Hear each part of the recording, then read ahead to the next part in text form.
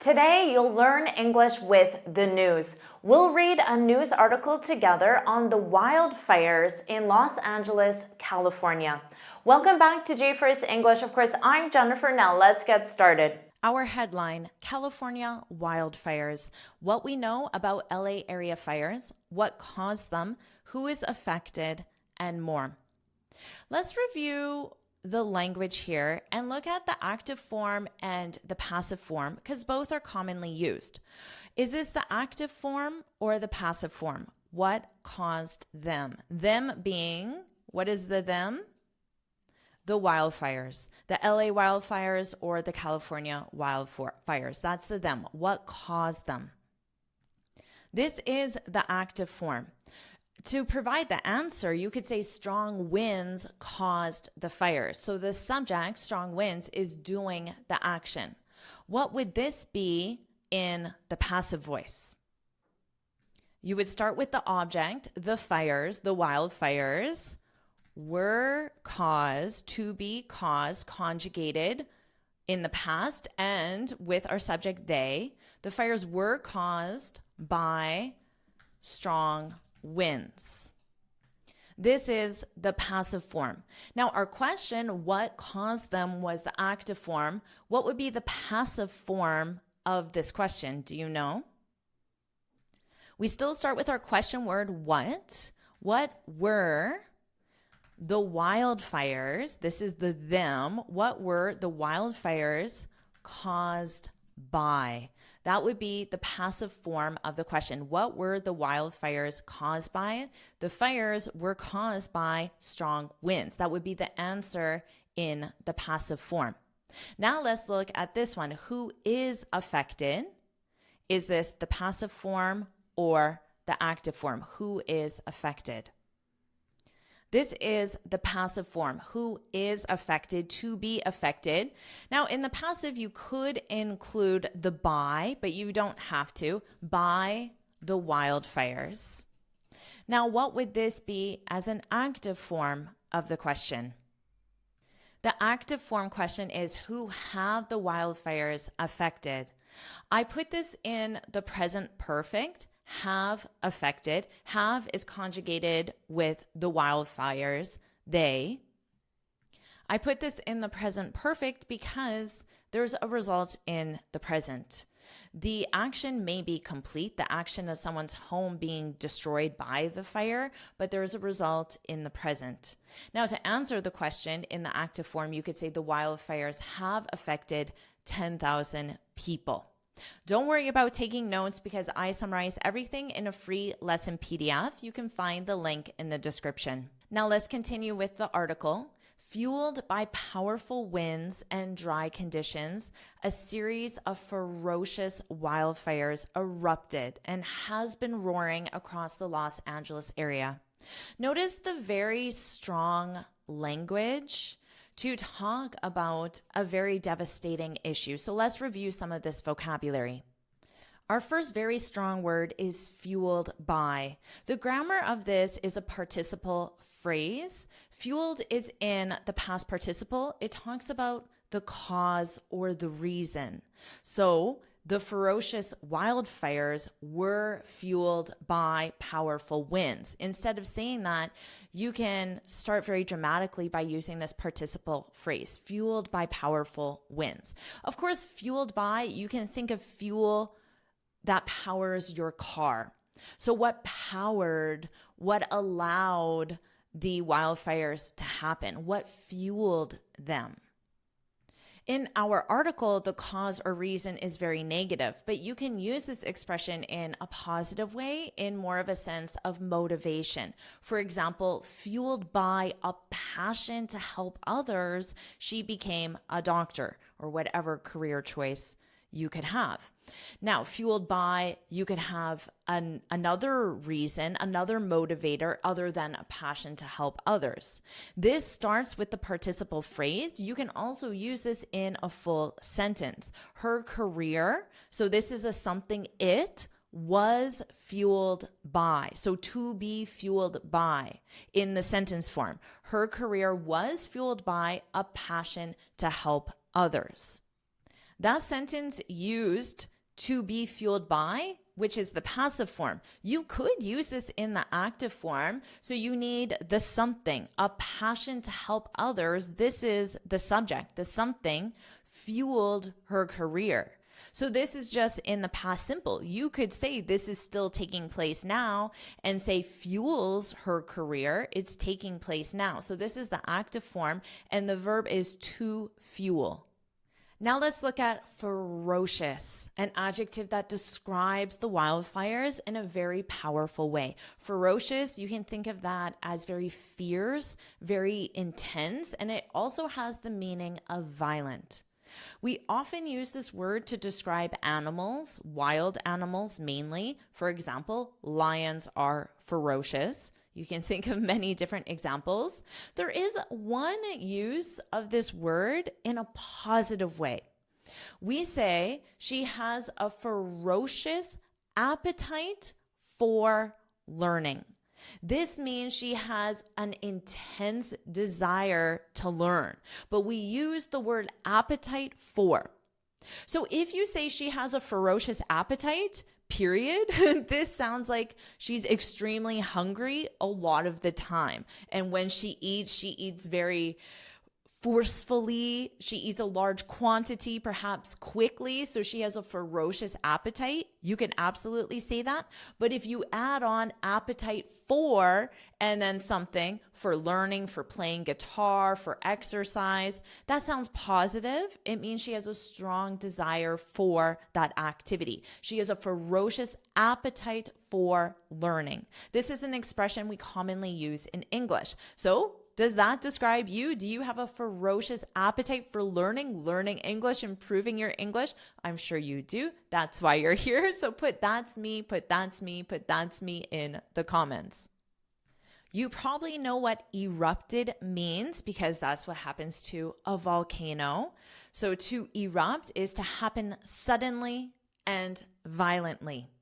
We use this in a metaphorical way to describe someone who becomes extremely angry, usually suddenly and extremely in the sense of violently, not violent in physical harming someone physically, but just violent in the intensity. So for example, my boss erupted in the meeting today. So it sounds like perhaps the boss got very angry, loud, maybe started shouting. My boss erupted in the meeting today. And then the reason why, when we missed the deadline or because we missed the deadline, both of those would work. So we do use this to describe someone who becomes very angry very suddenly as well. And now let's look at the verb to roar, has been roaring. So this is in the present perfect continuous because the fire started in the past and it continues until now, and we don't know when it will stop, unfortunately. To roar, specifically with fire, means to burn strongly. So inside, if it's a cold day, you can say, oh, the fire is roaring. And that sounds like a positive thing. It's a strong fire and you want it for warmth. But of course, it can be used very negatively with a wildfire. So again, very strong language given the severity of the situation. Let's continue. At one point, there were close to 200,000 people. So that's how you would verbalize this number, 200,000 people under evacuation orders as crews tried to battle back the fires. I vocalized this number for you because a lot of times students will put an S on the number, which is incorrect. 200,000. There's no S because the plural is with the noun. People is the plural of persons, so the noun is there. 200,000 people, $200,000, and the S is on dollar if you were talking financially. 200,000 people. Are you enjoying this lesson? If you are, then I want to tell you about the Finally Fluent Academy.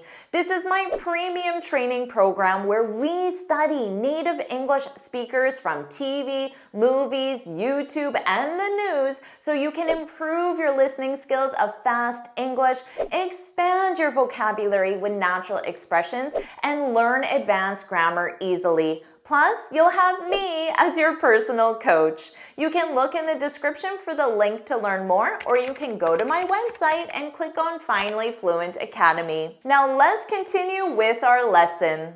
By Tuesday morning, the number had dwindled. So remember previously, they were talking about the number of people under evacuation orders. If you're under an evacuation order, it just means you are ordered to evacuate. The order to evacuate, to leave your home, applies to you. That would be under evacuation orders. So remember, it was 200,000 people. But then it had dwindled to around 88,000 people, with another 84,800 in evacuation warning zones throughout Los Angeles County. This is a great verb to have in your vocabulary. It means to steadily and gradually decrease or reduce. So a steady and gradual goes like this rather than from here to here instantly. It's just steady and gradually. You could say, my passion dwindled as my workload increased. Remember, originally you were fueled by your passion to help others. Your career was fueled by your passion to help others. But then as you started working, stress, deadlines, workloads, your passion dwindled. It gradually but steadily decreased. Or we use this with a specific number, a specific quantity. The guests, this should be plural, the guests. So maybe this is at a wedding or a party or even a conference. The guests had dwindled to around 50 by midnight. So maybe there were originally 200 people, but then as time went on, gradually and steadily decreased. So the guests had dwindled to around midnight. So this means that there were approximately 50 guests remaining at midnight because the number of guests had dwindled as the night went on, which is a normal thing to happen. Let's review the pronunciation of LA. LA, loss. So just like the opposite of win, loss. Now this, I phonetically spelled it as Anne, so the female name, Anne, the female name, Jill, Jill, and then is, because it's unstressed at the end. Now I have Anne in all caps because this is the stress sound. Angeles, Jill, is, Angeles, Los Angeles. Los Angeles. If you're ever in doubt, you can simply say LA. Let's continue. On Thursday, officials announced limited repopulation for some areas evacuated amid the fire zones. When you add re in front of a word, it means to do it again. So to populate those areas again. So people live there, then they're under an evacuation order. They're told to evacuate. So they leave, evacuate, they leave, and now they can repopulate. So they can populate again. They can go back. Limited repopulation for some areas evacuated amid. Amid means between. So you have a fire zone here and a fire zone here. And then the people who are amid that fire zone, who are living between the fire zone, those are the ones that can repopulate. Well, limited repopulation. If there's limited, it means it doesn't apply to everyone. It applies to certain people under certain conditions. Amid can also mean during. So it's the same as in the middle of. So you can think of if you have a timeline, amid can be during that timeline or in the middle of, in progress of that timeline. So it can be more geographical. So there are fire zones and people live amid, in the middle of, or it can also mean during. This is a very advanced way to use it. You can say amid something, amid the chaos, amid the destruction of the wildfires. So something negative. Chaos represents a strong sense of uncertainty, confusion, stress, a lot of different negative emotions happening all at the same time, or different negative situations happening all at the same time, chaos. Amid the chaos or destruction of the wildfires, but then perhaps you can contrast that with something positive. Communities came together. So to come together, to join each other, to unite, to support each other.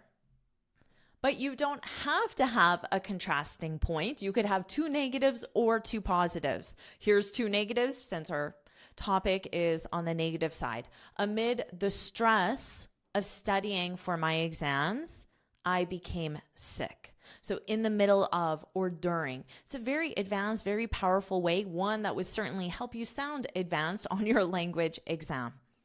Let's continue. The fires have destroyed. Notice this present perfect because it's a past action with a result in the present.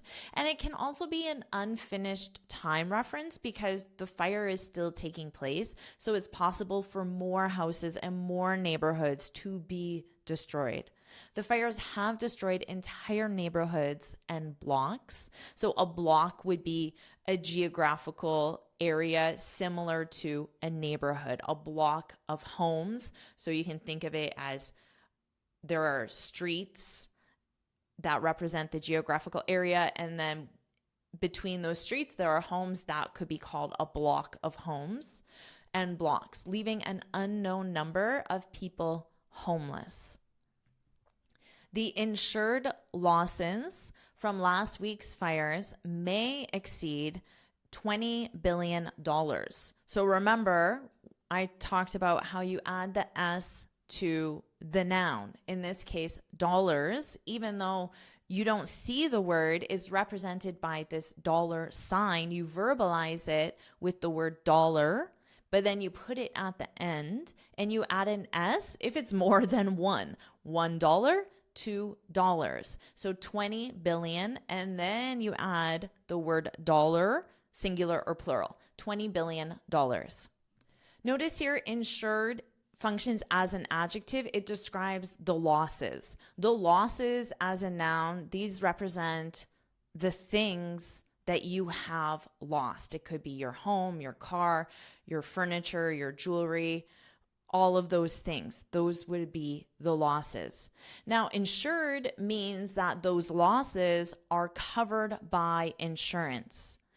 Insurance means that I pay a certain amount of money per month or per year to a company in the case of an accident or a fire, and then they will give me the money for the value of those items if I am covered. So the loss is covered by insurance. That's the insured losses from last week's fire. And the word exceed means more than. So it could be more than $20 billion. And total economic losses. So these are the losses for the economy as a whole. So economy, economic. Economy, economic. Economy is the noun and economic is the adjective. If you use the noun, which is very common, you could say, and total losses to the economy, because the economy is the one receiving the losses, so it'd be to the economy, and that's the noun. Could reach $50 billion, again with this dollars at the end, according to estimates published by JP Morgan on Thursday. The official cause of the fires has not been determined. This is another way of just saying they don't know. So it is a more formal way, a more official way of saying we don't know. We don't know what caused the fires. The official cause of the fires has not been determined. Also notice that this is in the passive. They're not focusing on who is doing the action. They're talking about the result. Now, if you put it in the active form, you would need some sort of subject doing the action. So perhaps experts. Experts have not determined the cause of the fire. So the official cause of the fire, that's the object, has not been determined. So to be determined. And this makes sense that it's in the passive because you want the focus to be on the official cause, not the experts. It's the cause. That's what people want to know. The combination of drought-like conditions. Notice this pronunciation, that GH is silent. It's just like the word out with a drought. The combination of drought-like conditions. Now they're going to tell you more information about these drought-like conditions. Southern California has had less than 10% of average rainfall since October 1st. But because this is between dashes, it means I can remove this entire part and the sentence must be grammatically correct. So you can read it like the combination of drought-like conditions and powerful offshore winds. Because when you have the word combination, we need two or more things. So the first thing is drought-like conditions. I instantly want to know the second thing, powerful offshore winds that hit the region last week, prompted fire weather that was, in the words of the National Weather Service, about as bad as it gets. Let's review prompted fire weather that was about as bad as it gets, which means in terms of how bad something can be, 0 to 10, it was a 10, as bad as it gets, 10 out of 10 in severity. So prompted is another way of saying caused or led to. So if you use the verb to lead, you also need that preposition to, led to fire weather. But with caused and prompted, you don't use that preposition. Caused fire weather, prompted fire weather, led to. But notice all of them are in the past form. Now, the verb to prompt is commonly used. Let's review some examples. The price increase prompted me to find a new insurance policy, caused me, led me to find a new insurance policy. So another way you could say, I found a new insurance policy because of the price increase. So you could flip the order around and use the word because. Now, someone might ask, what prompted her to quit? Why did she quit? What caused her to quit? What led her to quit? Her passion had dwindled. Remember, gradually decreased. Her passion had dwindled and her stress had increased amid the tight deadlines. So she has a lot of tight deadlines, and during those tight deadlines or in the middle of, her passion started going down, her stress started going up, and that's what prompted her to quit. Let's continue. The agency issued a red flag warning indicating an increased risk for fire danger to 19 million people. Wind gusts topping 70 miles per hour, mph, miles per hour, were recorded at several locations across the region. Wind gusts, you have your surrounding wind, just the background wind, and then all of a sudden you have stronger wind. That would be the gust of wind. So you can use gust of wind or wind gusts. Now, topping, if 70 miles per hour is the speed, our reference point, then topping means either reaching or exceeding. So it might just reach, it might just get to 70, but it might also exceed. So 71 to even 5 or more. Climate scientist Daniel Swain pointed to the weather whiplash California has experienced. So whiplash is when you move strongly in one direction, but then strongly in the other. So it's something that happens to people when they're in car accidents. If you're in a car accident and your head strongly moves one way and then back the other way, that is called whiplash, and it can result in severe damage. So my image of weather is doing that. So real strong in one way and then real strong in another way. Now, what are those two ways? I'm not sure. So let's see. So weather whiplash pointed to the weather whiplash California has experienced in recent years, lurching between, okay, so here's the whiplash, drought and heavy rainfall. So it's going back and forth really quickly, drought, rainfall, and said such swings. So the swing is from one side to the other. So they're extreme. Drought is almost the opposite of rainfall. So that could be the swings, are a key element of the fire weather gripping the region. Let's review this verb to grip. So in this context, the fire weather gripping the region is taking place now. It's in our participle form. This is very commonly used. To grip means to take hold of, to affect.